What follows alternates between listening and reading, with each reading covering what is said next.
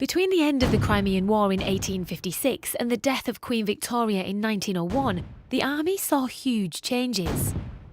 Triggered partly by the appalling problems with equipment, supplies and leadership that Crimea had brought to light. Edward Cardwell, the Secretary of State for War, was behind the reforms that followed. To the ordinary soldier, the most important result was probably better pay and conditions, including improved barracks with regular meals prepared by trained cooks in proper cookhouses. Cardwell also twinned regiments with common local connections. So the 34th, with its links to Cumberland, and the 55th linked to Westmoreland, were both now officially based at Carlisle Castle, which became their new regimental home. In July 1881, this pairing became a formal union, and the two merged to become the Border Regiment. Despite the reforms, the next major conflict would be tough for all soldiers. The Border Regiment was one of the first sent to South Africa in 1899 at the start of the Second Boer War. Initially, the British Army suffered heavy defeats and a number of major cities were held under siege.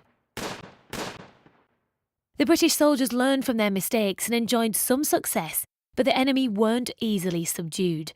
The fighting now gave way to 18 long months of guerrilla warfare.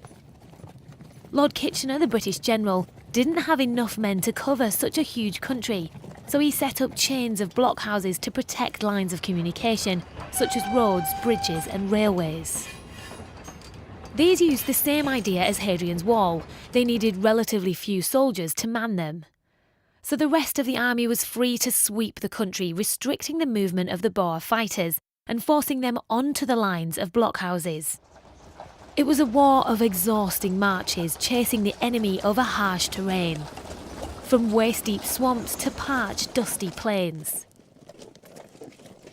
In the face of this, the regiment won a name for endurance.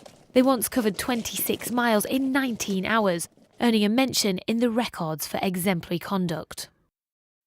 Hard-won lessons from the Boer War would again bring change. Khaki uniforms replaced the traditional red coat for everything but ceremonial duties. New training focused on marksmanship, and with new rifles, soldiers could now fire 15 aimed shots a minute. In 1908, militia and volunteer battalions were reorganised to match the regular army. Volunteer units joined local yeomanry and artillery to provide home defence as the territorial force.